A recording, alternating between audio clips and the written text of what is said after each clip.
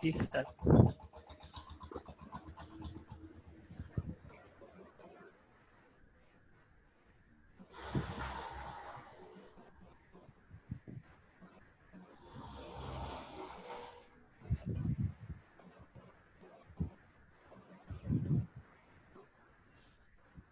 আচ্ছা হ্যাঁ, রেকর্ড হচ্ছে।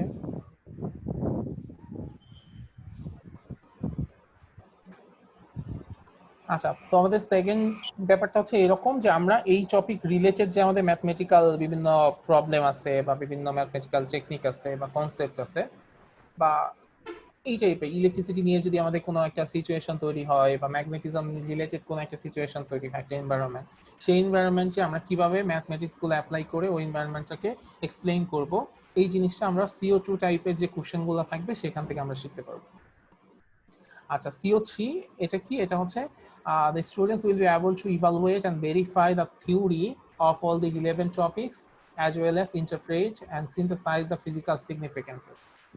আমরা বিভিন্ন ল শিখবো, বিভিন্ন ইকুয়েশন শিখবো এবং সেগুলাকে আমার দুইটা জিনিস করতে হবে, ইভালুয়েট করতে পারতে হবে আর ভেরিফাই করতে পারতে হবে যে না দ্যাটস ওকে, এটা ঠিক আছে, এবং একই সাথে ওই জিনিসটা ফিজিক্যালি বুঝতে হবে। মানে আমি ধরো একটা ম্যাথমেটিক্স বুঝলাম যে এফ সমান সমান এম এ, হ্যাঁ, এফ সমান সমান এম এ একটা বিখ্যাত সূত্র ফর্মুলা আমরা জানি, কিন্তু এটা আসলে ম্যাথমেটিক্যালি ফিজিক্যালি এই জিনিসটা আসলে কি বোঝায় সেই জিনিসটা যদি আমি না বুঝি তাহলে কিন্তু কোনো লাভ নাই। তোমরা আমাকে কেউ বলতে পারবা যে এফ সমান সমান এম এ এই জিনিসটা আসলে ফিজিক্যালি কি মিন করে? ফিজিক্যালি বলতে এটা বাংলা কি বলে? ফিজিক্যাল মিনিং এর ফিজিক্যাল সিগনিফিকেন্স এর বাংলা হচ্ছে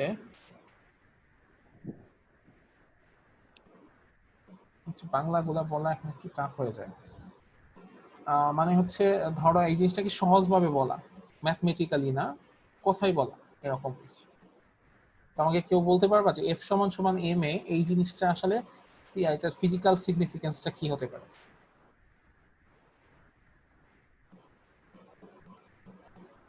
এই সূত্র মানে এইটা সম্পর্কে সবাই তো জানো তাই না? স্যার নিউটনের দ্বিতীয় সূত্র না স্যার এটা, এফ সমান এম এ। সূত্র, হ্যাঁ। তো এই জিনিসটা বল আসলে সমান বল ইনটু ত্বরণ যেটা। বল সমান সমান হচ্ছে ভর ইনটু ত্বরণ, তো এটা ফিজিক্যালি আসলে কি? ভর ইনটু ত্বরণ। ফিজিক্যালি মানে ধরো তোমাদের মধ্যে অনেকে আছে একটু স্বাস্থ্য কি হেলদি, আবার অনেকে কোনো আছে। জিনিসের উপরে যদি আমরা ফোর্স প্রয়োগ করি সেই জিনিসটার ভরের উপরে আসলে ফোর্সটা নির্ভর করে। হ্যাঁ হ্যাঁ, এবং যার ভর বেশি তার হচ্ছে স্যার ফোর্স বেশি হবে যদি তার সে কোনো একটা নির্দিষ্ট পরিমাণ গতিতে যায়। হ্যাঁ। আচ্ছা, এটা ঠিক বলছো, মানে ব্যাপারটা এইরকমই যে আমি যদি আরেকটু সহজভাবে বলি, ধরো তোমাদের মধ্যে অনেকে আছে একটু হেলদি, অনেকে আছে আবার একটু মানে একটু স্লিম। তো ধরো হেলদি কেউ একজন যদি তোমাকে ধাক্কা দেয়, তখন তুমি যত না আর কি ফোর্স ফিল করবা, মানে যত না দূরে গিয়ে পড়বা, স্লিম কেউ যদি ধাক্কা দেয় অত দূরে গিয়ে পড়বা না। কেন? কারণ হেলদি যে তার হচ্ছে একটু ম্যাস বেশি, ভর বেশি। ঠিক আছে, তো ব্যাপারটা হচ্ছে এইরকম যে কোনো জায়গায় যেহেতু এফ সমান সমান এম এ, এটাকে যদি আমি একটা সিম্পল ত্বরণ চিন্তা করি বা হচ্ছে আমি অভিকর্ষ ত্বরণও চিন্তা করতে পারি, সেটা যদি সেম থাকে তাহলে কিসের উপর ডিপেন্ড করবে? এটা ম্যাসের উপর ডিপেন্ড করবে, ভরের উপর ডিপেন্ড করবে। ভর যত বেশি হবে আমার ফোর্স তত বেশি হবে। তো এভাবে ফিজিক্যালি আমাদের জিনিসগুলো একটু বোঝার চেষ্টা করতে হবে। আচ্ছা,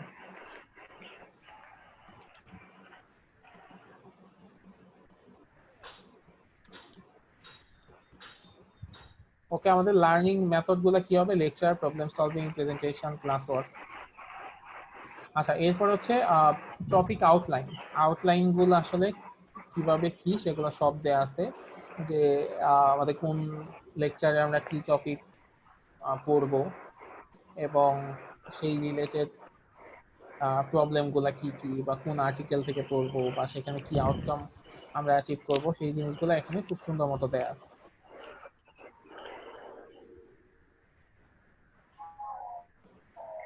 আচ্ছা, তোমাদের কার অফ একটা ইয়ে থেকে নয়েজ হচ্ছে, একটু অফ করে দিবা?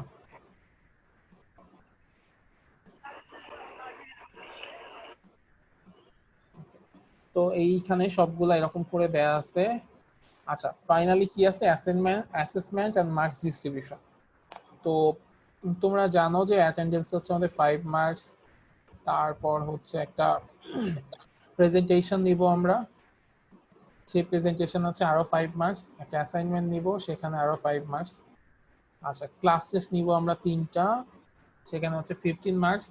এবং ক্লাস টেস্ট 3টা থেকে বেস্ট 2 কাউন্ট হবে, একটা মিড টার্ম হবে, একটা ফাইনাল এক্সাম হবে।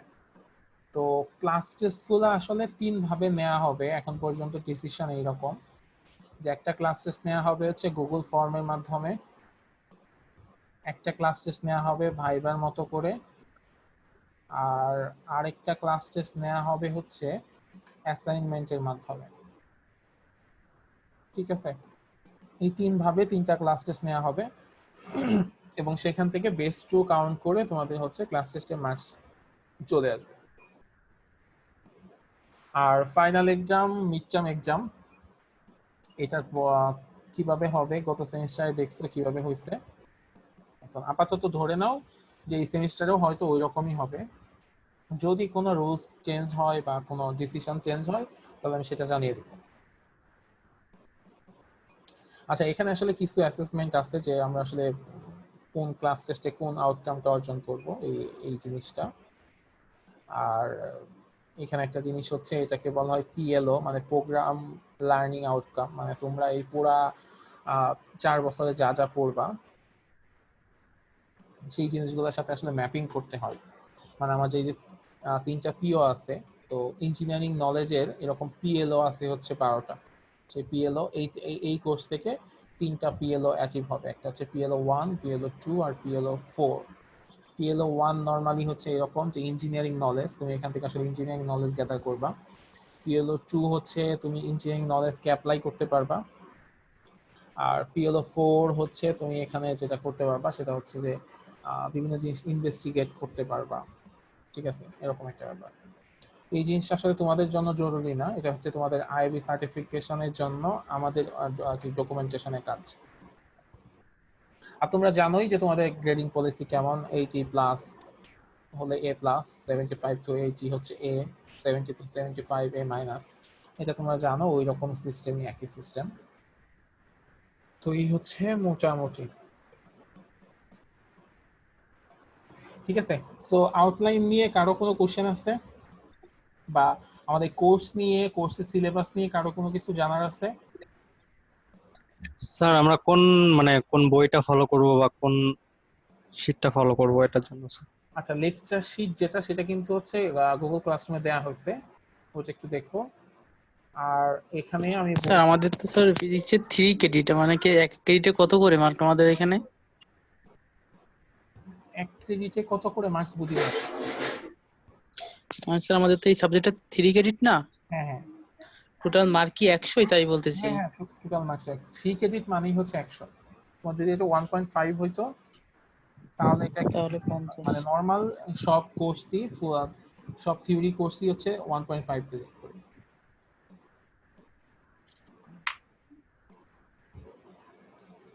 আচ্ছা, তো বইয়ের কথা যে বলতেছিলাম, সে হচ্ছে তোমরা এই 2টা বই ফলো করতে পারো। Physics for engineering part 2, writer হচ্ছে ডক্টর গিয়াসউদ্দিন আহমেদ। আর আরেকটা বই আছে, তোমরা মোস্ট অফলি পার্ট 1টা ফার্স্ট সেমিস্টারে পড়ছো তাই না? জি স্যার। ওকে, এখন হচ্ছে পার্ট 2। আচ্ছা, এরপর আরেকটা বই দেখতে পারো, সেটা হচ্ছে ফান্ডামেন্টালস অফ ফিজিক্স আর এসডি খেলিজে ওয়াকার। তো আমি তোমাদের যেটা বলতেছিলাম যে ফার্স্ট বইটা তোমাদের ইউনিভার্সিটি লাইব্রেরিতে অ্যাভেলেবল বা নীলক্ষেতে অ্যাভেলেবল, কিন্তু এখন লাইব্রেরিতে যাওয়াও তো তোমাদের আসলে পসিবল না, বা নীলক্ষেত যাওয়াটাও ঠিক হবে না। তো তোমরা জি চাইলে, স্যার, ঢাকাতেও নাই স্যার। হ্যাঁ, নিচের বইটা তোমরা দেখতে পারো। নিচের বইটা তোমরা গুগলে সার্চ দিলে পাবা, গুগলে সার্চ দিলে এটা সফট কপি পেয়ে যাবে। আর যদি কেউ না পাও, সেক্ষেত্রে ফান্ডামেন্টাল অফ, হ্যাঁ এটাই তো আমাকে বলতেছেন স্যার। বললো, আমি তোমাদেরকে প্রোভাইড করতে পারবো এই নিচের বইটা। তারপর হচ্ছে ফান্ডামেন্টাল অফ ফিজিক্স, রেজনি খেলিজে ক্রেন, এটাও তোমরা পাবা। কনসেপ্টস অফ মডার্ন ফিজিক্স, এটাও পাবা। তার নিচের বইয়ের কথা আমি বলতে পারতেছি না, কারণ তার নিচের 2টা ইন্ডিয়ান রাইটার, তো ইন্ডিয়ান রাইটারদের বইও সবসময় অনলাইনে পাওয়া যায় না। স্যার আপনার শীটগুলো ফলো করলে হবে না স্যার? হ্যাঁ, আমি তো বললাম যে আমার শিটগুলো যদি কেউ ফলো করে তার জন্য হয়ে যাবে, কিন্তু কেউ যদি এক্সট্রা জানতে চায়, বা হচ্ছে কারো যদি হচ্ছে ফিজিক্সের প্রতি এক্সট্রা ইন্টারেস্ট থাকে, বা সবার পড়াশোনার স্টাইল এক না, কারো বই পড়তে হয়, তো তারা ওগুলো পড়বে। ঠিক আছে, তাহলে এই নিয়ে কি আর স্যার আমাদের মিড টার্ম পরীক্ষাটা যে হবে এটা কতদিনের ভিতর হতে পারে? আহ, এখন তো কেবল সেমিস্টার শুরু হইলো, তো ওগুলা নিয়ে এখনো হ্যাঁ ডিসিশন হয় নাই ফাইনালি। তবে যেটা আমি শুনতেছি তার সেটা হচ্ছে মিড অবস্থা তো হতে পারে না, পরে হবে। ঈদের পরে আমাদের স্যার বলছিলাম মিড টার্ম যে পরীক্ষা যে সিলেবাসটা আছে এটা তো মিড টার্ম আগে আমাদের শেষ করে দিবেন। হ্যাঁ হ্যাঁ অবশ্যই। স্যার স্যার মিড টার্মের সিলেবাস কতটুকু? মিড টার্মের সিলেবাস হচ্ছে এই যে এইটুকু, এই ইলেকট্রিসিটি আর ম্যাগনেটিজম, এইটুকু হচ্ছে আমাদের মিড টার্মের সিলেবাস। আর এই তিনটার সামারিতে সামারিগুলো দিবেন স্যার, নেটওয়ার্কের জন্য শুনতে পারি না। ঠিক আছে, এইটুকু হচ্ছে মিড টার্মের সিলেবাস, এটা আমরা মিড টার্মের আগেই শেষ করে ফেলবো, কোনো সমস্যা নেই। এবং আগে চাইলে আমরা হচ্ছে একটা প্রেজেন্টেশনও দিয়ে দিতে পারি। ঠিক আছে, আমাদের যেহেতু একটা প্রেজেন্টেশন থাকে, একটা অ্যাসাইনমেন্ট থাকে, তো এই যে অ্যাসাইনমেন্ট নিয়ে এবার একটু কথা হবে যে অ্যাসাইনমেন্ট আসলে কতগুলো নেওয়া হবে, এর একটা ব্যাপার আছে। কিন্তু প্রেজেন্টেশন তো যেহেতু একটা নিতেই হয়, যে গত সেমিস্টারেও তোমরা দিছো, গত সেমিস্টারে প্রেজেন্টেশন দিতে পারছি না? স্যার ফিজিক্সে লাগে নাই। আচ্ছা ঠিক স্যার আছে। প্রেজেন্টেশনের যে স্যার বিষয়টা, স্যার প্রেজেন্টেশনটা কিভাবে নেবেন স্যার ধরো তোমরা অনলাইনে? একটা প্রেজেন্টেশন তৈরি করবা, হ্যাঁ, তোমরা একটা প্রেজেন্টেশন তৈরি করবা, আমি তোমাদেরকে দেখাই। এখানে তো আর কারো কোশ্চেন নাই, তাই তো? আচ্ছা, ধরো তোমরা কেউ একজন একটা প্রেজেন্টেশন তৈরি করলা। না স্যার। জি স্যার। ওকে, সরি। স্যার হ্যাঁ, স্যার আমাদের আসলে এখন স্যার দেখাইলে হয়তোবা প্রেজেন্টেশন যখন দিবেন করতে তখন হয়তোবা অনেকেরই নাম মনে থাকতে হয়। না না, ওইটা দেখাবো ওই না, আমি জাস্ট একটা ওয়ের কথা বলবো। Okay sir. ধরো তোমরা একটা স্লাইড তৈরি করলা,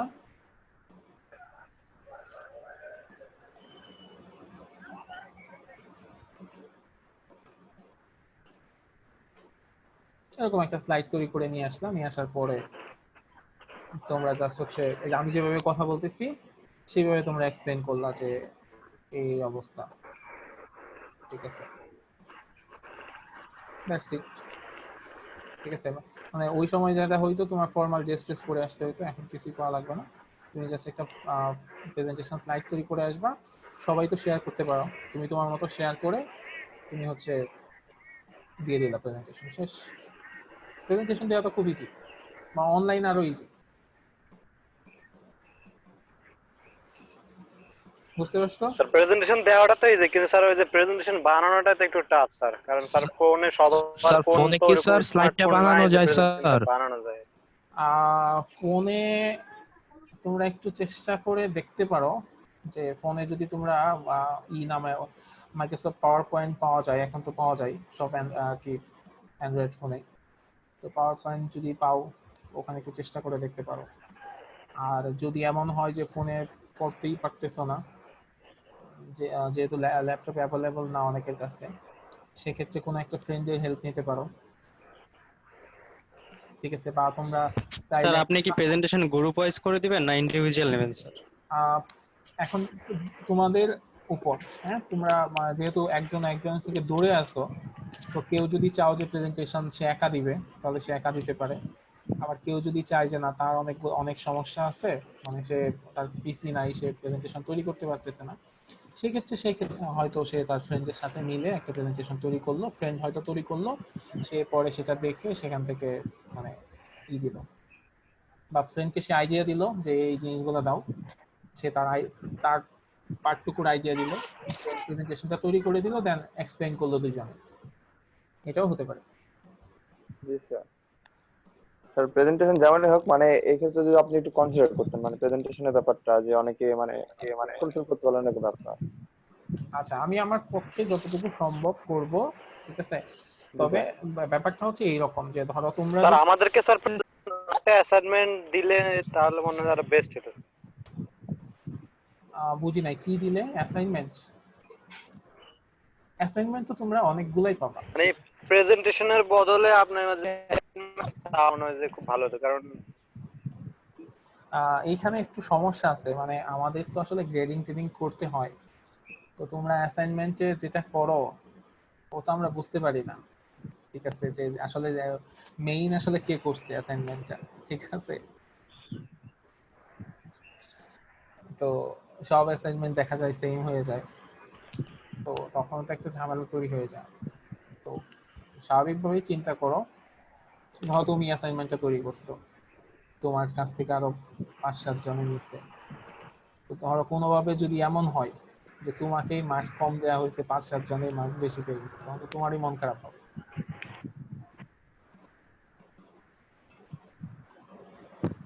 আচ্ছা, আমাদের যদি এটা নিয়ে আমরা আসলে পরে আবার কথা বলবো, নি সমস্যা নাই।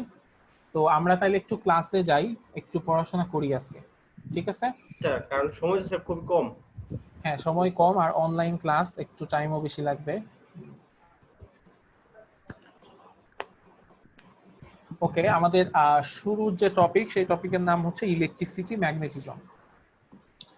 তো আচ্ছা, তোমরা আমাকে একটু বলো তো তোমাদের যে ডিপার্টমেন্টের নাম কি? Department of electrical and electronic engineering, তাই না? তো এইখানে দুইটা পার্ট আছে, একটা পার্ট নাম হচ্ছে ইলেকট্রিক্যাল আর একটা হচ্ছে ইলেকট্রনিক। আমাকে এই দুইটা পার্টে একটু পার্থক্যটা বলো তো, বা এই দুইটা পার্ট একটু বোঝায় বলো তো, যে what is electrical and what is electronic. Sir ইলেকট্রিক্যালটা হচ্ছে স্যার পাওয়ার পয়েন্ট, বিভিন্ন স্যার বৈদ্যুতিক সমস্ত বিষয় নিয়ে আলোচনা। আর ইলেকট্রনিক্স বলতে এক কথায় স্যার বলা যায় স্যার বিভিন্ন যন্ত্রাংশ বা ইলেকট্রনিক্স ডিভাইস গুলাকে মিন করে স্যার, সেই মেবি স্যার। তোমাকে এখন আমি যদি বলি যে ইলেকট্রিক্যাল ডিভাইস আর ইলেকট্রনিক ডিভাইসের পার্থক্য কি?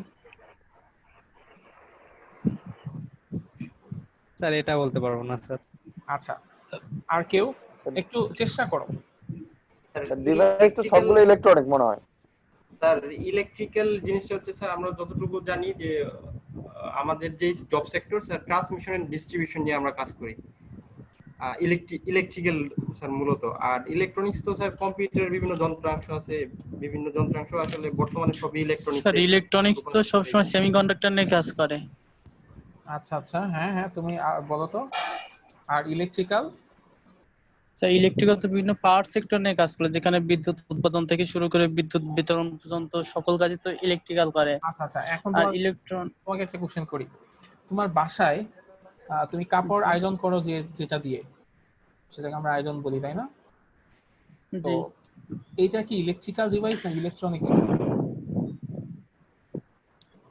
স্যার আয়রন এটা তো ইলেকট্রনিক্স ডিভাইস। ইলেকট্রনিক? জি স্যার। আর বাসার ফ্যান? ফ্যান এটা তো sir electrical device. Electrical device. Computer? Sir computer তো ইলেকট্রনিক্স ডিভাইস। হ্যাঁ, তাহলে পার্থক্যটা কিভাবে করলা? কি কম্পিউটার কি ইলেকট্রনিক বললা, ফ্যান কি আবার ইলেকট্রিক্যাল বললা? সবগুলো ইলেকট্রনিক।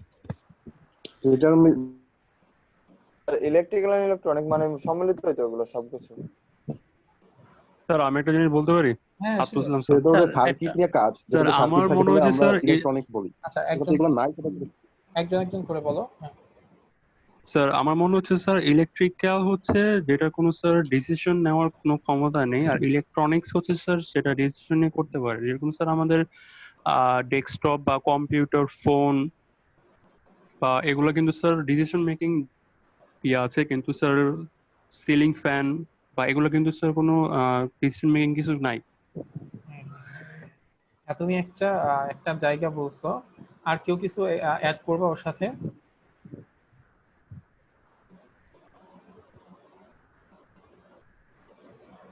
আচ্ছা, আমি তাহলে একটু বলি। সেটা হচ্ছে কি, ধরো তোমরা যেটা বলছো, তোমরা হচ্ছে বিভিন্ন কনসিকুয়েন্স বলছো বা ফলাফল বলছো, যে এই জিনিসটা হয় ইলেকট্রিক্যাল ডিভাইসে বা এই জিনিসটা হয় ইলেকট্রনিক ডিভাইসে। তো মানে আমরা যারা মানে ট্রিপলি আর ফিজিক্স, মানে আমি তো যেহেতু ফিজিক্সে পড়ছি, ট্রিপলি আর ফিজিক্স এই জিনিসটা কেমন জানো? ব্যাপারটা হচ্ছে এরকম যে একটা মানে ফিজিক্স হচ্ছে একটা পিওর বা থিওরিটিক্যাল সাবজেক্ট, আর ট্রিপলি হচ্ছে ওই ফিজিক্সেরই একটা অ্যাপ্লাইড সাবজেক্ট। ঠিক আছে, মানে আমরা পেছনে থিওরিগুলো নিয়ে কাজ করি নর্মালি ম্যাক্সিমাম, আর তোমরা হচ্ছে ওই অ্যাপ্লিকেশন নিয়ে ম্যাক্সিমাম কাজ করো। তো এই কারণে দেখো যে মানে কথাগুলোও এরকম আসতেছে। তোমরা অ্যাকচুয়ালি সবাই যে কনসিকুয়েন্স বা ফলাফল নিয়ে বলতেছিলাম। তো আমি যদি তোমাদেরকে একটু ব্যাখ্যা করি যে ইলেকট্রিক্যাল আর ইলেকট্রনিক জিনিসের মানে মেইন যে আইডিয়াটা কোত্থেকে আসে। যখন কোন একটা ডিভাইস কাজ করবে হচ্ছে সেমিকন্ডাক্টর নিয়ে, এই কথাটা একজন বলছিল আর কি, যখন কোনো ডিভাইস কাজ করবে সেমিকন্ডাক্টর নিয়ে, ওই ডিভাইসটাকে নরমালি বলা হয় ইলেকট্রনিক ডিভাইস। হ্যাঁ, আর যখন কোনো ডিভাইস কাজ করবে ইলেকট্রন নিয়ে, সেটাকে আমরা বলি হচ্ছে ইলেকট্রিক্যাল ডিভাইস। এখন এখন আমাদের ম্যাক্সিমাম ডিভাইস আসলে ইলেকট্রনিক আর ইলেকট্রিক্যালের দুইটা কম্বিনেশন, ঠিক আছে। বাট কোনো কোনো ডিভাইসে ইলেকট্রনিক পার্ট বেশি থাকে আর কোনো কোনো ডিভাইস হচ্ছে ইলেকট্রিক্যাল পার্ট থাকে। যেমন আমি যদি তুমি নর্মালি চিন্তা করো তোমার বাসা আয়রনের কথা, আগের এখন কিছু হয়তো ডিজিটাল আয়রন আসছে, সেগুলোর কথা যদি বাদ দাও, পুরোনো আয়রন যেগুলো হচ্ছে যে লন্ড্রিতে ইউজ করা হয়, ওই জিনিসটা কেমন, ওই জিনিসের মেকানিজমটা কি, যে আমার হচ্ছে একটা ওয়্যার দিয়ে ইলেকট্রন আসতেছে, মানে ইলেকট্রিসিটি আসতেছে, সেই ইলেকট্রিসিটিটা ওই আয়রনের ভেতরে কোনো একটা কয়েল আছে, সেই কয়েলটাকে উত্তপ্ত করতেছে, সেই হিট দিয়ে আমি হচ্ছে আমার কাপড়টাকে আয়রন করি। এইখানে কোনো সেমিকন্ডাক্টর বা কিচ্ছু নাই, তার মানে এটা একেবারে পিওর একটা ইলেকট্রিক্যাল ডিভাইস, যেখানে শুধু কাজ হচ্ছে ইলেকট্রন দিয়ে। আর তুমি যদি বাসার কম্পিউটারের কথা চিন্তা করো, আগে এক সময় ছিল কম্পিউটার অনেক বিশাল বিশাল। কেন ছিল? কারণ তখন অ্যাকচুয়ালি সেমিকন্ডাক্টর বিভিন্ন চিপের আবির্ভাব হয় নাই। আস্তে আস্তে যখন এই যে সেমিকন্ডাক্টর চিপগুলো চলে আসলো, দ্যাট মিনস সেমিকন্ডাক্টর চলে আসলো, তো তখন যে জিনিসটা হইলো যে এই জিনিসগুলো মানে সেমিকন্ডাক্টর এই চিপগুলো অনেক ছোট ছোট, এই কারণে যে আমাদের কম্পিউটার আজকে এত ছোট হয়ে গেছে, বা আমরা হাতের মধ্যে কম্পিউটার নিয়ে ঘুরতেছি। তো তারপরেই হচ্ছে এই যে ইলেকট্রনিক এরাটা চলে আসলো, ঠিক আছে। সো এটার মেইন এটা হচ্ছে ওরকম যে যখন কোনো জিনিসকে আমরা নর্মালি করবো, এক্সপ্লেইন করবো, বা কোনো ডিভাইসের মেইন পারপাস থাকবে হচ্ছে সেমিকন্ডাক্টর বেসড, তখন আমরা সেটাকে বলবো যে এটা হচ্ছে ইলেকট্রনিক অ্যাকচুয়ালি। আর কোনোটা যদি শুধুমাত্র ইলেকট্রন বেসড হয়, তাহলে সেটাকে আমরা বলবো ইলেকট্রিক্যাল। ক্লিয়ার এখন? এবং সেটার পরে তুমি যখন এই যে একজন একটা জিনিস বলতেছিল যে আমাদের নর্মালি ইলেকট্রনিক ডিভাইসে কিন্তু আসলে যে করার ডিসিশন মেক করার একটা ক্ষমতা থাকে, কারণ সেখানে আমরা প্রোগ্রাম সেট করে দিতে পারি, একটা প্রোগ্রাম সেট করে দিই, দেন তারা হচ্ছে ইয়েস নো বা যে কোনো ধরনের একটা ডিসিশন নিতে পারে। কিন্তু ওই যে ইলেকট্রিক্যাল ডিভাইস যেটা আছে, ওর মধ্যে আসলে ওই যে যেহেতু কোনো সেমিকন্ডাক্টর চিপ টিপ কিচ্ছু নাই, প্রোগ্রাম সেট করাও যাচ্ছে না, তার আসলে কোনো কিছু মানে কোনো করার ক্ষমতা নাই, মানে কোনো ডিসিশন নেওয়ার ক্ষমতা নাই। সেটা যদি আমরা একটা কাপড়ের উপর রেখে বলে একটু অন্য রুমে যাই, এবার শেষে দেখবো কাপড় পুরো ছাই হয়ে গেছে। ক্লিয়ার? কেউ কিছু অ্যাড করতে চাও সাথে?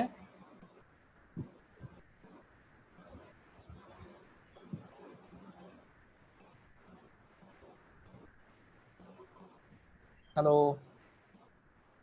তোমরা কি শুনতে পাচ্ছ আমাকে? জি স্যার, জি শুনতে স্যার, পারছি। শোনা যাচ্ছে। আচ্ছা, না একটু মানে রেসপন্স না করলে আমি আসলে বুঝতে পারি না, যে মানে আমাদের দেশে তো হ্যাঁ স্যার। নেটওয়ার্ক যে কোনো সময় আনস্টেবল হয়ে যায়।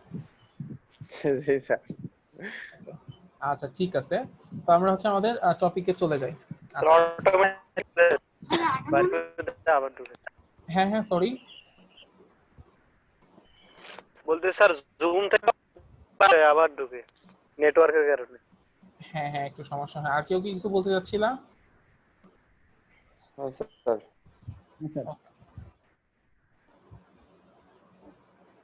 আচ্ছা, আমার স্ক্রিনটা দেখতে পাচ্ছ ইলেকট্রিসিটি ম্যাগনেটিজমের? জি স্যার। হ্যাঁ স্যার। তো আমরা হচ্ছে ইলেকট্রিসিটি নিয়ে পড়াশোনা করব আর ম্যাগনেটিজম। তো শুরুতে আমাদের ইলেকট্রিসিটি পার্ট। তো ইলেকট্রিসিটি পার্ট নিয়ে পড়াশোনা করার আগে আমি জাস্ট তোমাদের একটু ধারণা দেই আসলে জিনিসগুলো আসলে কেমন। আমাদের এই পুরো ওয়ার্ল্ডে যত জিনিসপত্র আছে সব কিছুকে চাইলে আমরা দুইটা ভাগে ভাগ করতে পারি। তো যেমন এই যে মানুষের মধ্যে ছেলে মেয়ে দুইটা পার্ট আছে, তারপরে জড়জীব এরকম দুইটা পার্ট আছে। তো আমরা যখন ফিজিক্স নিয়ে কথা বলি তখন আমরা সবকিছুকে চাইলে দুইটা ভাগে ভাগ করতে পারি। কেমন? একটা হচ্ছে পদার্থ আর একটা হচ্ছে শক্তি। তুমি তোমার আশেপাশে যা কিছু দেখো এই দুইটা পার্টের মধ্যেই পড়বে, হয় পদার্থ নয় শক্তি, এর বাইরে কিছু নাই। মানুষ কি? মানুষ হচ্ছে পদার্থ। আবার তুমি যদি চিন্তা করো ইটা কি, আলোটা কি, আলোটা হচ্ছে শক্তি। তারপর তুমি যাই দেখো না কেন, হয় পদার্থ হবে নয় শক্তি হবে, দুইটার একটা কম্বিনেশন হবে, মানে দুইটার একটা কিছু হবে, মানে এর বাইরে কিছু নাই। তো সেই শক্তির আবার অনেকগুলা পার্ট, মানে শক্তির অনেকগুলো রূপ আছে। তো তার মধ্যে একটা রূপ হচ্ছে ইলেকট্রিসিটি, যেটাকে আমরা বিদ্যুৎ শক্তি বলি। বিদ্যুৎ শক্তিটা অন্য বিভিন্ন রূপ থেকে কনভার্ট হয়ে আসে। তো এই ইলেকট্রিসিটিটা আসলে কি? ইলেকট্রিসিটি হচ্ছে আসলে কি, যে এটা হচ্ছে মানে যদি কোনো কিছুর ফ্লো হয় কোন একটা জায়গা দিয়ে, এবং সেটাকে নামকে যদি আমরা বলি চার্জের ফ্লো হয়, তখন সেটাকে আমরা ইলেকট্রিসিটি বলি। নর্মাল যে আমাদের ইলেকট্রিসিটি বা বিদ্যুৎ বাসায় দেখি, এখানে আসলে কি হয়? আমরা সবাই জানি যে এখানে আসলে ইলেকট্রনের ফ্লো হয়। তো ইলেকট্রনটাই আসলে এক ধরনের চার্জ। তো সেই চার্জ যখন ফ্লো করে তখনই সেখানে ইলেকট্রিসিটি প্রডিউস হয়। এবং ইলেকট্রিসিটি হচ্ছে একটা বেসিক ফর্ম অফ এনার্জি। এবং এই এখানে দুইটা ব্যাপার আছে, যে আমাদের আসলে তাইলে আসলে চার্জ জিনিসটা একটু বোঝা দরকার। মানে চার্জ জিনিসটা না বুঝে আমরা আসলে ফ্লোতে যাইতে পারতেছি না। চার্জ আসলে জিনিসটা কি? চার্জ হচ্ছে কেমন, ধরো যে কোনো একটা বস্তুকে যদি আমরা চিন্তা করি যে এই বস্তুটা কি দিয়ে তৈরি, এটা যে কোনো কিছু হতে পারে। মানে ওই যে এনার্জির পার্টে বাদ দিয়ে পদার্থের পার্টে আসার পরে আমরা যে কোনো বস্তুর কথা আমরা যদি চিন্তা করি যে এই বস্তুটা আসলে কি দিয়ে তৈরি, এটাকে আমি কিভাবে তৈরি করলাম, বা এটাকে কিভাবে তৈরি করা হয়েছে, সৃষ্টিকর্তা এটা কিভাবে তৈরি করছে। তো সেটাকে যদি আমরা বের করতে চাই, আস্তে আস্তে যদি আমরা ভাঙতে শুরু করি, যে একটা বস্তু, যে কোনো একটা বস্তু আছে, তো তোমার হাতের কলমটাকে ভাঙলা, ভেঙে দেখবা সেখানে কিছু অণু পাওয়া যাবে। সেটাকে তুমি আরো ভাঙলা, সেখানে দেখবা পরমাণু পাওয়া যাবে। পরমাণুটাকে আবারও ভাঙলা, তখন দেখবা যে একটা নিউক্লিয়াস আছে, নিউক্লিয়াসের চারপাশে ইলেকট্রন গুলা ঘুরতেছে। তাহলে আসলে একেবারে বেসিক কম্পোনেন্টটা কি? বেসিক কম্পোনেন্ট হচ্ছে ইলেকট্রন আর নিউক্লিয়াসকে আবার একটু ভাঙো, ভেঙে দেখবা নিউক্লিয়াসের ভেতরে আছে প্রোটন আর হচ্ছে নিউট্রন। তো এই যে ইলেকট্রন, প্রোটন, নিউট্রন, এই জিনিসগুলোকে বলা হয় এলিমেন্টারি পার্টিকেল বা একেবারে মৌলিক কণা। তো এই মৌলিক কণাগুলা দিয়ে আসলে যে কোনো একটা ম্যাটার তৈরি হয়। তো এই ম্যাটারগুলো আসলে যে জিনিসগুলা দিয়ে তৈরি হয়, এই এলিমেন্টারি পার্টিকেল, সেই এলিমেন্টারি পার্টিকেলের কিছু প্রপার্টি আছে, মানে ফান্ডামেন্টাল প্রপার্টি বা বৈশিষ্ট্যগত কিছু প্রপার্টি আছে। সেই বৈশিষ্ট্যগত প্রপার্টিটাকেই আমরা বলি যে চার্জ। মানে আমরা জানি যে ইলেকট্রনের চার্জ হচ্ছে নেগেটিভ, প্রোটনের চার্জ হচ্ছে পজিটিভ, আর নিউট্রনের চার্জ হচ্ছে নিউট্রন। তো এই যে ইলেকট্রনের এক ধরনের বৈশিষ্ট্য, প্রোটনের এক ধরনের বৈশিষ্ট্য, নিউট্রনের এক ধরনের বৈশিষ্ট্য, এই বৈশিষ্ট্যটাই হচ্ছে চার্জ। মানে ওর মধ্যে যে বৈশিষ্ট্যটা আছে সেটাই হচ্ছে চার্জ। আর এই বৈশিষ্ট্যওয়ালা যে পার্টিকেল গুলো আছে, সেই পার্টিকেল গুলো আসলে কি তৈরি করে? ম্যাটার তৈরি করে বা কোনো বস্তু তৈরি করে। তো ওই রকম কোন একটা চার্জ যখন কোন একটা জায়গা দিয়ে ফ্লো করে, তখন সেইখানে ইলেকট্রিসিটি তৈরি হয়। এবং ইলেকট্রিসিটি হচ্ছে মানে একটা এনার্জি, একটা রূপ। এবং এই যে ইলেকট্রিক চার্জগুলো আছে, এই চার্জগুলো আবার দুই টাইপের হতে পারে। স্টেশনারি হইতে পারে, মানে স্থির হইতে পারে, আবার মুভিংও হইতে পারে। যখন মুভিং হয় তখনই অ্যাকচুয়ালি কারেন্ট তৈরি হয়। এবং কারেন্ট তৈরি হওয়ার পরে এই কারেন্টগুলো কি হয়, যে বিভিন্ন সোর্স থেকে এই কারেন্টগুলো তৈরি করা যাইতে পারে। এবং সোর্স থেকে কারেন্ট তৈরি হওয়ার পরে সেগুলো হচ্ছে লং ডিস্টেন্সে, সেগুলো আমরা পাঠিয়ে দিতে পারি, বা সেগুলোকে আমরা চাইলে স্টোর করে রাখতে পারি। ঠিক আছে। এবং ইলেকট্রিসিটিটাকে মানে এক এনার্জি থেকে ওই ইলেকট্রিসিটি ওই মানে এনার্জি এই রূপ থেকে অন্য একটা রূপে, মানে এনার্জি আরেকটা রূপে কনভার্ট করা যায়। ঠিক আছে। এবং ইলেকট্রিসিটি আমাদের খুবই ইম্পর্টেন্ট জিনিস। কতটা ইম্পর্টেন্ট বুঝতেই পারতেছি, এখন ইলেকট্রিসিটি চলে গেলে সবাই ডিসকানেক্ট হয়ে যাবো, মানে কোনো ক্লাসই হবে না। ঠিক আছে, এইরকম একটা ব্যাপার। মানে ইলেকট্রিসিটি ছাড়া আমাদের আসলে লাইফে 5 মিনিট চলাটাও এখন আসলে খুবই ডিফিকাল্ট হয়ে গেছে, মানে চলাই অসম্ভব, এরকম একটা অবস্থা হয়ে গেছে। তো এই হচ্ছে ইলেকট্রিসিটির অবস্থা। তো ইলেকট্রিসিটি নিয়ে কারো কোনো কনফিউশন আছে?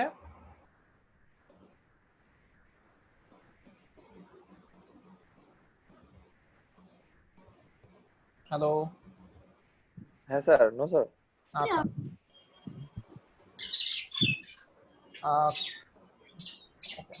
আচ্ছা, তো এখন হচ্ছে চার্জ।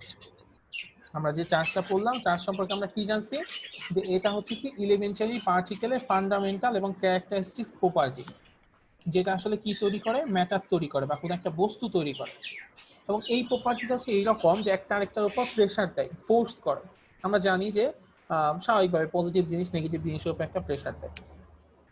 তো দুই ধরনের ইলেকট্রিক্যাল চার্জেস আছে, একটা হচ্ছে পজিটিভ চার্জ, একটা হচ্ছে নেগেটিভ চার্জ। তো এমন হয় যে দুইটা পজিটিভ চার্জ পরস্পরকে বিকর্ষণ করে। আবার এমন হইতে পারে যে দুইটা নেগেটিভ চার্জ, মানে দুইটা অপোজিট চার্জ পরস্পরকে কি করে? আকর্ষণ করে। সেম ভাবে কি হবে, মানে পজিটিভ পজিটিভ একটা একটা বিকর্ষণ করবে, নেগেটিভ নেগেটিভ একটা একটাকে বিকর্ষণ করবে, কিন্তু পজিটিভ নেগেটিভ যদি হয় সেক্ষেত্রে আবার আকর্ষণ করবে। তো আমরা জানি পজিটিভ চার্জ কি আছে, পজিটিভ চার্জ হচ্ছে প্রোটন, আর নেগেটিভ চার্জ হচ্ছে কি, নেগেটিভ চার্জ হচ্ছে ইলেকট্রন। আর আরেকটা চার্জ আছে যে চার্জের কোনো চার্জ নাই, মানে সেটা হচ্ছে কি নিউট্রন। তো এই চার্জের একককে আমরা নরমালি বলি হচ্ছে কুলম। বিজ্ঞানী কুলম, উনি হচ্ছে চার্জ নিয়ে অনেক কাজ করছেন, তার সম্মানার্থে এই চার্জের একক দেয়া হয়েছে কুলম, এবং এসআই ইউনিট হচ্ছে চার্জের, সেটা হচ্ছে কুলম। আচ্ছা, তোমাদের এখন আমি একটু ফ্লোর ওপেন করি, আমাকে কেউ একটু বলতে পারবা যে এই যে ইলেকট্রনকে আমি বলে দিলাম যে ইলেকট্রনের চার্জ পজিটিভ, আবার বলে দিলাম প্রোটনের চার্জ হচ্ছে, সরি ইলেকট্রনের চার্জ নেগেটিভ, আবার প্রোটনের চার্জ বলে দিলাম পজিটিভ। কেন বললাম? বা আমি যে বললাম তোমরা তো মেনেও নিলাম, কেন মেনে নিলাম? স্যার ইলেকট্রন তো নিউক্লিয়াসের বাইরে থাকে। হ্যাঁ, ধরো নিউক্লিয়াসের বাইরে আমি ধরলাম ইলেকট্রন পজিটিভ আর প্রোটন নেগেটিভ, সমস্যা ছিল কোনো?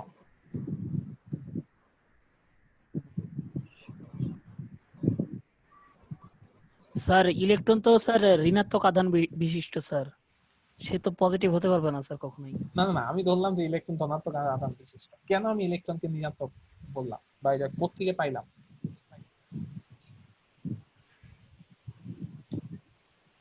মানে এটা একটা কোশ্চেন না যে এটা কেন হইলো? এই কোশ্চেনের অ্যান্সার কি জানো? এই কোশ্চেনের অ্যান্সার হলো বিজ্ঞানীরা যে ফার্স্টে বলছিল যে ইলেকট্রনকে আমরা সবাই মিলে ঋণাত্মক ধরি, তাই কারণে ঋণাত্মক করি, এবং এটা সিরিয়াস, ঠিক আছে, আই এম নট জোকিং। মানে আরেকবার বলেন তো স্যার কেন নেগেটিভ? মানে ব্যাপারটা হচ্ছে এরকম যে ধরো যখন ইলেকট্রন বের করা হইলো, তো তখন তো একটা কিছু ধরতে হবে, তখন ইনিশিয়ালি ধরে নেওয়া হয়েছিল যে ইলেকট্রনকে আমরা ঋণাত্মক চার্জ ধরে নিব আর প্রোটনকে আমরা পজিটিভ চার্জ ধরে নিব বা ধনাত্মক চার্জ ধরে নিব। তো সেই ফর্মুলা আমরা সবাই মেইনটেইন করতেছি। স্যার এটা কেন ধরা হবে? কারণ রাদারফোর্ড তো আমার মানে প্রুফ করছে যে আমাদের একটা নিউক্লিয়াসের মধ্যে একটা ধনাত্মক চার্জ থাকে, সেটাই তো মানে না না, প্রোটন আর নিউট্রন থাকে। ব্যাপারটা তো ওইটাই যে নিউক্লিয়াসকে কেন আমরা ধনাত্মক ধরলাম, মানে আমার তো ওইরকম কোনো কারণ ছিল না। মানে রাদারফোর্ডের ওই যে একটা পরীক্ষা ছিল যে সেখানে হচ্ছে স্বর্ণপাত গোল্ডের একটা পরীক্ষা ছিল, যে সেখানে আমি একটা জিনিস দিচ্ছি, দেওয়ার পরে কিছু জিনিস বিকর্ষণ করতেছে, কিছু জিনিস বিকর্ষণ করে যাচ্ছে, তাই না? তো এরকম একটা ব্যাপার ছিল। তো আমরা শুরুতেই কিন্তু ধরে নিছি যে গোল্ড যেটা সেটা হচ্ছে পজিটিভ, তাই না? মানে আমার কনসেপ্টটা হচ্ছে এইখানে যে এই যে আমরা যে দুই ধরনের পজিটিভ চার্জ ধরছি, পজিটিভ আর নেগেটিভ, এই পজিটিভ নেগেটিভ আসলে ওরকম কোনো লজিক্যালি ধরা হয় না, এটা ধরা হয়েছে ইনিশিয়ালি যে আমরা এক টাইপটাকে পজিটিভ ধরছি, অপোজিট বৈশিষ্ট্য যা থাকবে তাকে আমরা নেগেটিভ ধরছি। বুঝতে পারছো ব্যাপারটা? তো যখন আমরা একটাকে ধরে নিব তখন আসলে এইভাবে সবগুলাকে মেইনটেইন করা হবে। এখন কেউ চাইলে আমরা ইলেকট্রনকে পজিটিভ ধরতে পারবো না, বা এখন চাইলে প্রোটনকে আমরা নেগেটিভ ধরতে পারবো না। আবার সেম ভাবেই ধরো যে আমরা যে 1 মিটার বলি, 1 মিটার বলতে আমরা একটা দূরত্ব বুঝি, তো কেউ কি জানো যে 1 মিটারের দূরত্ব এটাই কেন, বা এর চেয়ে কম বা বেশি হইলো না কেন? এটা স্যার বিজ্ঞানীরা করে গেছে তাই আমরা মানি। হ্যাঁ, এটা সত্যি কথা। এটা হচ্ছে কি যে বিজ্ঞানীরা হচ্ছে শুরুতে এই যে আমাদের কিছু মৌলিক রাশি আছে, যেমন ভর, তারপর দৈর্ঘ্য, টাইম, এই জিনিসটাকে ইনিশিয়ালি কিছু প্যারামিটার ধরে নিচ্ছে যে এইটুকু লেন্থকে আমরা হচ্ছে করব 1 মিটার ধরবো, এই পরিমাণ ভরকে আমরা হচ্ছে 1 কেজি ধরবো। বা স্যার এই বিজ্ঞানীরা যে সবগুলো ধরছিল এদের কি কোনো একটা মানে এমনি ধরছিল, কোনো তো কারণ অবশ্যই ছিল না? মানে একেবারে শুরুতে যখন ধরা হয়েছে তখন ধরো তুমি যদি ওইরকম বড় কোনো কারণ চিন্তা করো সেই কারণ খুঁজে পাবা,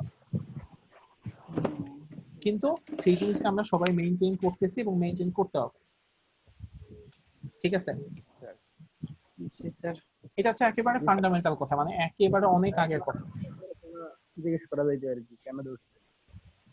ওকে, তো চার্জ হচ্ছে এরকম যে চার্জ দুই ধরনের, একটা হচ্ছে পজিটিভ একটা হচ্ছে নেগেটিভ। তো আমরা নরমালি হচ্ছে ইলেকট্রনকে পজিটিভ নেগেটিভ ধরি, আর প্রোটনকে পজিটিভ ধরি, আর নিউট্রনকে হচ্ছে নিউট্রাল কনসিডার করি। এবং চার্জের এসআই ইউনিট হচ্ছে কি কুলম্ব। তো তোমাদের অনেক সময় সংজ্ঞা আসতে পারে এরকম যে 1 কুলম্ব বলতে কি বুঝি আমরা, বাট ডিফাইন ওয়ান কুলম্ব। তো এটা বোঝার জন্য একটা সহজ ওয়ে আছে। আমি তোমরা কি অনেকে সংজ্ঞা মুখস্থ করো তাই না? তো সংজ্ঞা মুখস্থ না করার একটা আমি সহজ বুদ্ধি বলে দেই। এটা হচ্ছে যখন তোমাদের কোনো সংজ্ঞা লিখতে বলা হবে, দেখতে পাচ্ছ তো একটা হোয়াইট বোর্ড? জি স্যার। ওকে, যখন কোনো একটা সংজ্ঞা লিখতে বলা হবে তখন ওই রিলেটেড একটা ইকুয়েশন লিখে ফেলবা। এই ইকুয়েশনটা কি সবাই জানো? Q is equal to I, জানো না সবাই? জি স্যার, কেমিস্ট্রিতে পড়ছিলাম মনে হয়। এইখানে এই যে এই কিউ হচ্ছে চার্জ, এই চার্জের একক হচ্ছে কুলম্ব। তো আমি ধরে নিলাম এটার একক হচ্ছে কুলম্ব। তো আমার এখন যে জিনিসের সংজ্ঞা দিতে হবে সেই জিনিসটা আমি ধরে নিব এটা কিছু একটা, আর পাশাপাশি যা আছে সবগুলোকে 1 করে নিব। মানে এই পাশে 1 করে নিব, এই পাশে 1 করে নিব। তাহলে এটাকে ধরে নিতে পারি কি কারেন্টের একক কি অ্যাম্পিয়ার, কারেন্টের একক হচ্ছে অ্যাম্পিয়ার, আর টাইমের একক কি সেকেন্ড। সেকেন্ড। তাহলে 1 সেকেন্ড।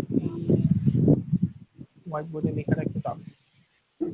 তো এখন আমি যদি ধরে নেই ব্যাপারটা এরকম যে কোন একটা কন্ডাক্টিং ওয়্যারের মধ্য দিয়ে পাস করে আচ্ছা একটু কোন একটা কন্ডাক্টিং ওয়্যারের মধ্য দিয়ে যদি 1 সেকেন্ডে যে পরিমাণ কারেন্ট প্রবাহিত হবে সেটাই হচ্ছে কি 1 কুলম্ব। মানে কোন একটা কন্ডাক্টিং ওয়্যারের মধ্য দিয়ে 1 সেকেন্ডে যে পরিমাণ কারেন্ট প্রবাহিত হবে সেটাই কি 1 কুলম্ব। তো এটা কি মানে হ্যাঁ বলো। বলছি 1 সেকেন্ডে কি 1 অ্যাম্পিয়ার কারেন্ট প্রবাহিত হবে না নাকি এমন কিছু? আচ্ছা, যদি তোমাদের বলা হয় যে 1 কুলম্বের সংজ্ঞা বলো, তাহলে বলবা যে 1 সেকেন্ডে 1 অ্যাম্পিয়ার কারেন্ট প্রবাহিত হয়। আর যদি এমন বলা হয় যে না শুধু কুলম্বের সংজ্ঞা বলো, তখন তুমি একটা কিছু বলবা না। আবার যদি তোমাকে বলা হয় যে 5 কুলম্বের সংজ্ঞা বলো, তখন তুমি এখানে 5 দিয়ে দিতে পারবা। ঠিক আছে? মানে জিনিসটাকে মুখস্থ না করে একটু বুঝে যদি করো তাহলে খুব সহজে হয়ে যায়। মানে এই ইকুয়েশনটা তখন মনে করবা, এই ইকুয়েশন থেকে মনে করবা যে কিটাকে আমি 1 সেকেন্ড ধরবো, তাহলে 1 সেকেন্ডে যদি 1 অ্যাম্পিয়ার কারেন্ট প্রবাহিত হয় তাহলে যে পরিমাণ চার্জ উৎপন্ন হবে সেটা হচ্ছে 1 কুলম্ব চার্জ। আবার যদি বলা হয় যে শুধু কুলম্বের সংজ্ঞা বলো, তখন তুমি বলবা যে 1 সেকেন্ডে যে পরিমাণ কারেন্ট যাবে বা 1 সেকেন্ডে যদি যে পরিমাণ কারেন্ট যায় এবং কারেন্ট যাওয়ার ফলে ওই কি যে পরিমাণ চার্জ উৎপন্ন হয় সেটা হচ্ছে আমার 1 কুলম্ব। তো এই জিনিসটাকেই যদি তুমি চাও যে হ্যাঁ তুমি হচ্ছে ইসে লিখবা, এই জিনিসটাকেই শেষমেশ ইংরেজিতে লিখতে হবে। জিনিসটা কি হতে পারে? 1 coulomb is defined as the amount of charge that flows through a cross section of a wire in 1 second if there is a steady current of 1 ampere in the wire. That means ওই wire দিয়ে যদি 1 ampere current steady current প্রবাহিত হয় তাহলে আমার যে amount of charge flow করবে সেই অ্যামাউন্ট অফ চার্জকে আমি বলবো কি 1 কুলম্ব। ক্লিয়ার? এইভাবে তোমরা যে কোনো সংজ্ঞায় দিতে পারো। যদি তোমাকে কেউ বলে যে 1 নিউটন এই সংজ্ঞা বলো, তখন কি করবা? F সমান সমান m তে চলে যাবা, গিয়া ওই পাশে m কে 1 কেজি করে দিবা আর a কে 1 মিটার পার সেকেন্ড স্কয়ার করে দিবা। তো বলবা যে 1 কেজি ভরে কোন একটা বস্তু যদি 1 মিটার পার সেকেন্ড স্কয়ার বেগে কোনো ভেলোসিটিতে চলে বা 1 মিটার পার সেকেন্ড ত্বরণ তৈরি করে, তাহলে যে পরিমাণ ফোর্স পাওয়া যাবে সেটাই হচ্ছে 1 নিউটন। ঠিক আছে? তো এই হচ্ছে আমাদের 1 কুলম্ব। তো এইখানে একটা জিনিস আছে, সেটার নাম হচ্ছে কোয়ান্টাইজেশন অফ চার্জ। এই কনসেপ্টটা খুব ইম্পর্টেন্ট, যে কোয়ান্টাইজেশন অফ চার্জ এই জিনিসটা আসলে কি। এটা বাংলাকে বলা হয় কোয়ান্টায়ন, আধানের কোয়ান্টায়ন। ধরো তো তুমি দুইটা বস্তুর মধ্যে একটু ঘষাঘষি করলে, আমরা জানি যে চার্জ অনেক সময় মানে বিশেষ করে স্টেশনারি চার্জ এক বস্তু থেকে আরেক বস্তুতে ট্রান্সফার হয়। যে আমরা এরকম একটা গল্পও জানি যে শীতকালে যদি চিরুনি দিয়ে মাথার চুল আঁচড়ানো হয়, তারপরে চিরুনিটাকে যদি একটা কাগজের কাছে রাখা হয়, কাগজের টুকরাগুলো চিরুনিতে আকর্ষণ করে, তাই না? তো এরকম ব্যাপার আছে কিছু, মানে ওখানে একটা ক্ষণস্থায়ী বিদ্যুৎ তৈরি হয়। তো এরকম দুইটা বস্তুকে যদি আমরা রাব করি, ঘষি, তখন কি হবে যে একটা বস্তু থেকে আরেকটা বস্তুতে ইলেকট্রনের ট্রান্সফার হয়। ঠিক আছে, ইলেকট্রনের ট্রান্সফার হয়।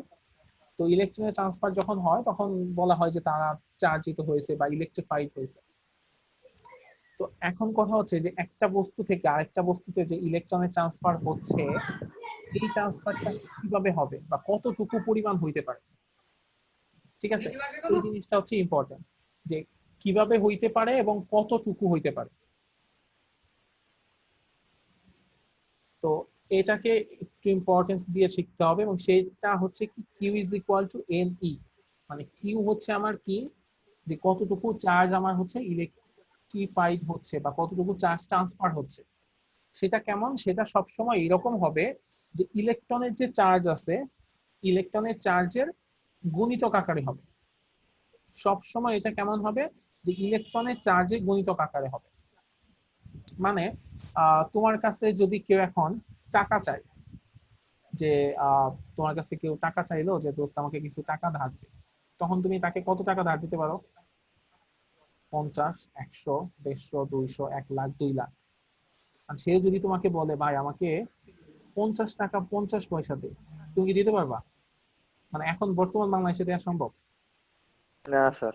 দেওয়া সম্ভব না, কারণ পয়সা জিনিসটা আমাদের এখন আর নাই, তাই না? পয়সা জিনিসটা আমাদের মধ্যে নাই, সো আমাদের পক্ষে পয়সা মানে 50 পয়সা দেওয়া সম্ভব না। তুমি তারে 1 টাকা বেশি দিতে পারবা, কিন্তু 50 পয়সা দিতে পারবা। কিন্তু আগে কিন্তু ছিল, 10 পয়সাও ছিল, আমার কাছেই আছে 10 পয়সা, 1 পয়সা আছে। মানে আমার দাদির হচ্ছে কিছু কালেকশন ছিল, মানে আমি আমার দাদিকে খুব কম দেখছি, হয়তো বছর খানেক বা 6 মাস দেখছি। বাট অনেক পরে দাদির বিভিন্ন কিছু ছিল, ওগুলা খুঁজতে গিয়ে দেখলাম যে ওনার একটা টাকার থলি মতো ছিল, সেইখানে 1900 সাল, 1902-3 সালের কিছু কয়েন আছে, মানে এরকম 1 পয়সা এই টাইপের কিছু কয়েন, সেই ব্রিটিশ আমলে। তো সেটা তো ডিফারেন্ট কেস, কিন্তু আলটিমেটলি কেউ তো দিতে পারবে না। তো চার্জের ব্যাপারটাও এরকম, চার্জ যখন এক জায়গা থেকে আরেক জায়গায় ট্রান্সফার হয়, যে কোনো অ্যামাউন্টের চার্জকে তুমি ট্রান্সফার করতে পারবা না। চার্জ ট্রান্সফার কেমন হইতে পারে? চার্জ ট্রান্সফার হইতে পারে এরকম যে Q is equal to N E, যেখানে ই হচ্ছে কার চার্জ, ইলেকট্রনের চার্জ। ইলেকট্রনের চার্জ বা এলিমেন্টারি যে কোনো একটা চার্জ ই, ঠিক আছে, এটা প্রোটনের চার্জ হইতে পারে, প্রোটনের চার্জও সেম। আচ্ছা, তো এই ইটা আসলে কেমন? এটা হচ্ছে 1.6 × 10⁻19, এটা হচ্ছে এলিমেন্টারি চার্জ। এখন এই চার্জের গুণিতক আকারে হইতে পারে, পজিটিভ গুণিতক হইতে পারে, নেগেটিভ গুণিতক হইতে পারে, আবার কোনো জিনিসের চার্জ শূন্য হইতে পারে। কিন্তু এটা কখনোই সম্ভব না যে আমি হচ্ছে কতটুকু পরিমাণ চার্জ দিছি, আমি হচ্ছে 1 ইলেকট্রন পরিমাণ চার্জ দিতে পারি, মানে 1 ই পরিমাণ চার্জ দিতে পারি, 2 ই পরিমাণ চার্জ দিতে পারি, বা মাইনাস ই পরিমাণ চার্জ দিতে পারি, -2 ই পরিমাণ চার্জ দিতে পারি। কিন্তু কখনো এটা পসিবল না যে আমি কাউকে দিলাম যে 2.5 ই এই পরিমাণ চার্জ দিলাম কাউকে, এটা কখনো পসিবল না। বা 2.35 ই পরিমাণ চার্জ দিছি, সেটা কখনো পসিবল না। বুঝতে পারছো ব্যাপারটা? আমাদের যেমন এই যে পয়সা দেওয়া সম্ভব না, যেমন ফ্র্যাকশন দেওয়া সম্ভব না, এই চার্জের ট্রান্সফরমেশনের সময় বা চার্জ ট্রান্সফারের সময় কখনো এইভাবে ট্রান্সফার হইতে পারে না। তুমি ধরো যে কোনো ম্যাথে যে ধরো কোন একটা নির্দিষ্ট অ্যামাউন্টের চার্জ দেওয়া আছে, একটা নির্দিষ্ট অ্যামাউন্টের চার্জ দেওয়া আছে, বলা হইলো যে এইখানে এত পরিমাণ চার্জ আছে। তো সেই চার্জটাকে তুমি যদি 1.6 × 10⁻19 দিয়ে ভাগ করো, তাহলে দেখবা সংখ্যাটা হবে এরকম, যে 4, 5, 6, 10, 12, 20, 100, 200, 500 এরকম, বা -100, 200, 500, -5, 3, 4 এরকম হবে। কিন্তু যদি কখনো দেখো যে এরকম হয়েছে যে -1.2 বা +3.7, তাহলে তুমি স্যারকে বলতে পারো স্যার আপনি ভুল ম্যাথ দিচ্ছেন, কারণ আপনি যে পরিমাণ চার্জের ট্রান্সফারের কথা বলছেন, এই চার্জ ট্রান্সফার হওয়া সম্ভব না। এবং এই কনসেপ্টটাকেই বলা হয় কোয়ান্টায়ন অফ চার্জ, বা আধানের কোয়ান্টায়ন বা চার্জের কোয়ান্টায়ন। এই কনসেপ্টটা খুবই ইম্পর্টেন্ট একটা কনসেপ্ট। আমি চাইবো যে তোমরা আমার সাথে একটু শেয়ার করো যে তোমাদের এই কনসেপ্টটা ক্লিয়ার হয়েছে কিনা। স্যার এটা কি চার্জের কোনো সীমাবদ্ধতা নাকি? এটা মানে এটা ওই আগের মতোই বলতে হবে যে এটা হচ্ছে মানে সৃষ্টিকর্তা এভাবে তৈরি করে, ঠিক আছে? মানে জি স্যার বুঝতে পারছি। মানে সৃষ্টিকর্তা মানে যেমন স্যার হচ্ছে ইলেকট্রন আর নির্দিষ্ট প্রোটনকে মান। ডিফারেন্ট করে তৈরি করছে, ডিফারেন্ট চার্জে তৈরি করছে, সেটাও যেরকম। আবার এই যে চার্জ যেমন হচ্ছে ফ্র্যাকশন আকারে চার্জ হয় না, ট্রান্সফার হয় না, এটাও মেইন কাজ কথাটাই হচ্ছে ওইটা যে সৃষ্টিকর্তা এভাবে তৈরি করছে। আর আমরা যারা বিজ্ঞানের ছাত্র বা তোমরা যারা ইঞ্জিনিয়ার বা পৃথিবীর যত বিজ্ঞানী আছে, আমাদের কাজ কি জানো? যে আমরা কিন্তু আসলে আহ মানে সৃষ্টিকর্তা যেটা তৈরি করছেন বা এই পৃথিবীর যে রহস্যটা আছে সেই রহস্যগুলো আমরা আসলে উন্মোচন করে মানুষকে দেখাই। জি স্যার। বিজ্ঞানীরা রহস্য উন্মোচন করে পরে সেই রহস্যকে অ্যাপ্লাই করে দেখা যায় যে নতুন একটা ডিভাইস তৈরি করা হয়। কিন্তু একেবারে শূন্য থেকে আমরা কোনো কিছু তৈরি করতে পারি না, কেউই পারি না। মানে এইটাই হচ্ছে মানুষ আর গডের পার্থক্য। গড হচ্ছে একটা জিনিস একেবারে শূন্য থেকে তৈরি করে ফেলতে পারে, কিন্তু আমরা কখনো এটা পারি না। আমরা কি করি যে একটা জিনিস আছে, এটাকে আরেকটা জিনিস বানাই, বা একটা ফর্মুলা আছে, এই ফর্মুলা থেকে আরেকটা মানে একটা ফর্মুলা এক জায়গায় হইতেছে সেটা দেখে আমরা আরেকটা জিনিস তৈরি করি। কিন্তু মানে এই জিনিস কখনো করতে পারি না যে একটা রহস্য, মানে এমন একটা রহস্য তৈরি করলাম যে রহস্য পৃথিবীতে নাই, এরকম আসলে মানুষ করতে পারে না। আর মানে ফিজিক্সের একটা নাম আছে, সেটাকে বলা হয় ন্যাচারাল ফিলোসফি। মানে প্রাকৃতিক ভাবে যে ফিলোসফি আসলে মেইনটেইন করে, সেই ফিলোসফি নিয়েই আমরা আসলে পড়াশোনা করি। যে হ্যাঁ এখানে এই হচ্ছে, ওখানে ওই হচ্ছে। ফিজিক্সের যে কোনো ব্রাঞ্চের কথা চিন্তা করো, অ্যাস্ট্রোনমির কথা চিন্তা করো, সেখানে কি হচ্ছে, আমরা বিভিন্ন গ্রহে কি আছে, গ্রহগুলা কেমনে তৈরি হয়েছিল, তারপরে পৃথিবী কেমনে তৈরি হইলো, এগুলা নিয়ে পড়াশোনা করি। বা স্টার গুলা কেমনে ফর্মেশন হয়েছে, স্টারের ভেতরে কি আছে, সানের মধ্যে কি আছে, সানে ফর্মেশন কেমনে হয়েছে। তারপর দেখো যে আমরা নিউক্লিয়ার পাওয়ার প্ল্যান্ট তৈরি করতেছি, পাওয়ার প্ল্যান্টে কি হচ্ছে, ফিশন রিয়াকশন হচ্ছে। ফিশন রিয়াকশন কি আমাদের নিজেদের তৈরি জিনিস? আমরা দেখছি যে মানে এরকম করলে দুইটা রিয়াকশন হয়, হঠাৎ করে আমরা খেয়াল করছি আসলে কি হয় যে আহ, যদি আমরা একটা বড় নিউক্লিয়াসকে ভেঙে ভাঙি তাহলে ছোট ছোট নিউক্লিয়াস তৈরি হয়, আর সেখান থেকে এনার্জি তৈরি হয়। আচ্ছা, তো এই কনসেপ্টটা ইউজ করছি আমরা, ইউজ করে কি করছি, আমরা সেটাকে অ্যাপ্লাই করছি। অ্যাপ্লাই করলাম যে হ্যাঁ আমরা একটা পাওয়ার প্ল্যান্ট বানাবো, সেইখানে এই কাজ করবো। একটা বড় নিউক্লিয়াস দিব, সেখানে একটা ইলেকট্রন দিয়ে ধাক্কা দিব, তাহলে ওই বড় নিউক্লিয়াসটা ভেঙে যাবে, ভেঙে গেলে কি আসবে, এনার্জি বেরিয়ে আসবে। সেই এনার্জিটাকে আমরা হচ্ছে কন্ট্রোল ওয়েতে মানে ট্রান্সফার মানে স্টোর করার ব্যবস্থা করি। মানে ব্যাপারগুলো হচ্ছে এরকম, বুঝতে পারছো? জি স্যার। জি স্যার। আচ্ছা, তোমাদের যদি এই পর্যন্ত সব ক্লিয়ার থাকে তাহলে আমি সামনে আরেকটু আগাবো। আচ্ছা, তো এই যে চার্জ, এই চার্জ নিয়ে হচ্ছে মানে চার্জ আমরা দেখলাম দুই ধরনের চার্জ আছে, একটা চার্জ আরেকটা চার্জের বিপরীত। তো তখন তো অবশ্যই এরকম একটা চিন্তা ভাবনা হবে যে তাইলে এই চার্জ গুলা যদি কাছাকাছি আসে তখন আসলে তাদের মধ্যে ইন্টারেকশন গুলা কেমন হবে, বা চার্জ পার্টিকেল গুলা যদি কাছাকাছি আসে তখন তাদের মধ্যে ইন্টারেকশন কেমন হবে, এই জিনিসটা নিয়ে আসলে একটু কথাবার্তা শুরু হইলো যে কি হইতে পারে। তো পরে বিজ্ঞানী কুলম, তো উনি হচ্ছে ফার্স্ট একটা ল পাবলিশ করে 1785 সালে। তো সেই লটাকে আমরা বলি হচ্ছে কুলমস ল। এবং এই চার্জের এইসব ব্যাপার নিয়ে পড়াশোনা করার জন্য একটা ফিল্ডে আছে, সেই ফিল্ডে ফিজিক্স একটা ব্রাঞ্চ আছে, সেই ব্রাঞ্চের নাম হচ্ছে ইলেকট্রোস্ট্যাটিক্স। ইলেকট্রোস্ট্যাটিক্সে যেটা পড়ানো হয় সেটা হচ্ছে একটা ব্রাঞ্চ অফ ফিজিক্স, যেখানে তারা কি এই যে চার্জ গুলা আছে, এই চার্জ গুলা মানে স্টেশনারি চার্জ বা মুভিং চার্জ, এদের বিভিন্ন প্রপার্টি, এরা কি হবে, এসব নিয়ে আসলে পড়াশোনা করে। ঠিক আছে, এসব নিয়ে পড়াশোনা করা হয় এই ব্রাঞ্চটাতে।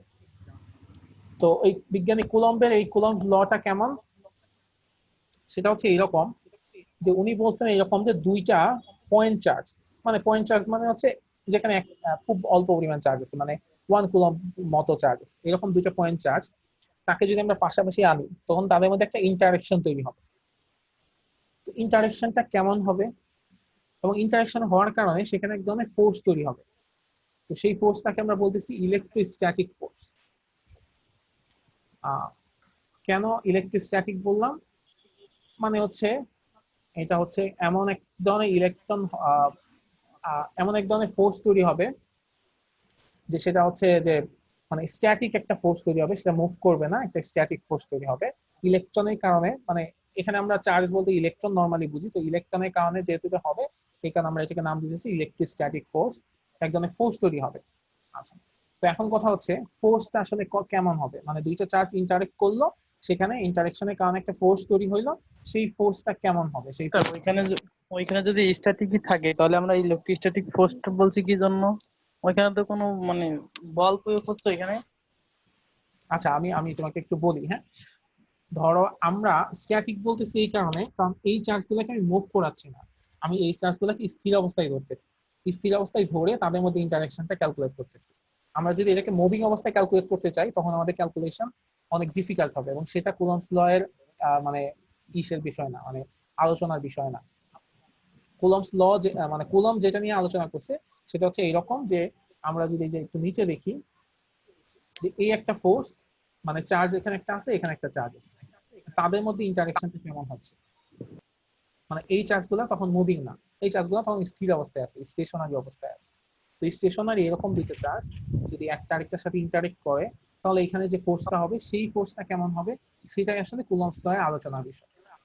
এবং উনি যেটা বের করার চেষ্টা করছে যে এই চার্জটা বেশি হবে না কম হবে না কেমন হবে, তার সেটা কি পজিটিভ চার্জ হবে না নেগেটিভ চার্জ হবে, সেটা কিভাবে উপর ডিপেন্ড করবে। উনি বলছে যে এই the magnitude of the charge is directly proportional to the scalar multiplication of the magnitude of these charges।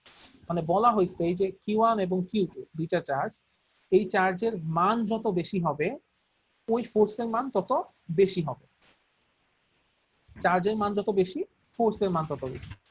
আরেকটা জিনিস কি বলছে, এবং আরেকটা জিনিস বলা হয়েছে is and inversely proportional to the square of the distance between them। বলা হয়েছে যে তাদের মধ্যে ডিসটেন্স থাকবে, মানে একটা চার্জ আরেকটা চার্জ থেকে যে ডিসটেন্সে আছে, একটা দূরত্বে আছে, এই ডিসটেন্সটা যত বেশি হবে আমার ওই ম্যাগনিটিউডের মান তত কমে যাবে, আর ডিসটেন্সটা যত কম হবে ম্যাগনিটিউডের মান তত বাড়বে। এই কারণে বলা হয়েছে ইনভার্সলি প্রপোর্শনাল। মানে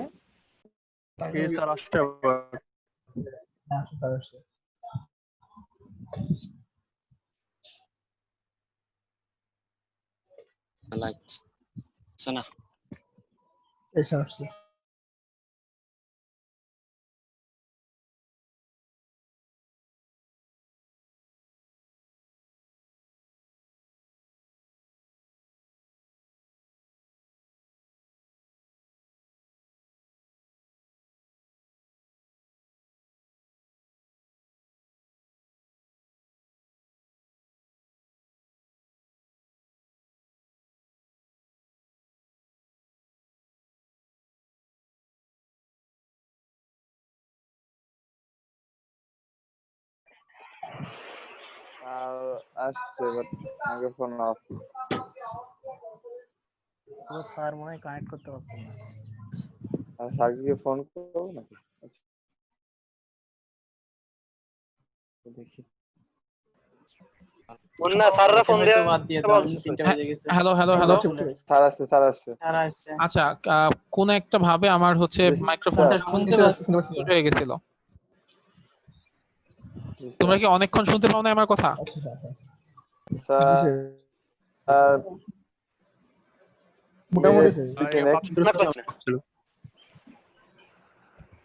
আচ্ছা, তোমরা কতক্ষণ শুনো না আমার কথা, বা কোন পর্যন্ত শুনছো? 3 মিনিটের মতো। স্যার ওই যে বলছিলেন যে দুইটা এই যে প্রপোর্শনাল স্যার। আচ্ছা আচ্ছা, ওকে ওকে। আচ্ছা, স্যার Q1 Q2 কোনো ভাবে আমার হচ্ছে মাইক্রোফোনটা মিউট হয়ে গেছিল। Okay sir. ওকে, তো এখানে যে জিনিসটা হবে যে মানে এই যে দুইটা চার্জ, স্যার আজকে এই পর্যন্ত রাখেন স্যার। হ্যাঁ, আমি জাস্ট লটাই বলবো, লটা বলে আজকে শেষ করে দিই।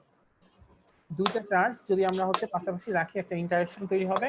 ইন্টারেকশনটা হবে এইরকম যে তাদের চার্জের পরিমাণ যত বেশি হবে ফোর্সের পরিমাণ তত বেশি হবে, আর এদের মধ্যে ডিসটেন্স যদি কম হয় তাহলে ফোর্স বেশি হবে, আর ডিসটেন্স যদি বেশি হয় তাহলে ফোর্স কম হবে। ঠিক আছে? তো এইটা আমরা নেক্সট দিন আবার পড়বো, আবার হচ্ছে এটা আবার এখান থেকে শুরু করবো, সমস্যা নেই। আজকে যেহেতু আমাদের আর টাইম নেই। Sir attendance sir. অ্যাটেন্ডেন্স আমার কাছে এমনিতেই আছে, সমস্যা নাই। তোমাদের এখানে আমরা একটা রিপোর্ট পাই ক্লাসের শেষে, সেই রিপোর্ট থেকে আমি তোমাদের অ্যাটেন্ডেন্স নিয়ে দিব। স্যার আমার কি জাস্ট চ্যাট বক্সে তোমার কি স্টুডেন্ট আইডি দিয়ে দিব নাকি আপনি এমনিতে আমাদেরকে নেবেন? তোমরা যেটা করবা প্রতিদিন ক্লাসের সময় তোমাদের ম্যাক্সিমাম হয় যে নাম আর আইডি পাশাপাশি লেখা আছে, এরকম নাম আইডি পাশাপাশি থাকলে ওখান থেকে আমি অ্যাটেন্ডেন্স দিয়ে দিতে পারবো, সমস্যা নেই। হ্যাঁ ঠিক আছে, ম্যাক্সিমামে লেখা আছে স্যার। ওকে, সমস্যা নাই। আর হচ্ছে তোমাদের ফার্স্ট ক্লাস যেহেতু, তোমাদের কোনো ফিডব্যাক থাকলে বলো যে তোমাদের ক্লাস এভাবেই কন্টিনিউ করবো নাকি তোমাদের কোনো সাজেশন আছে?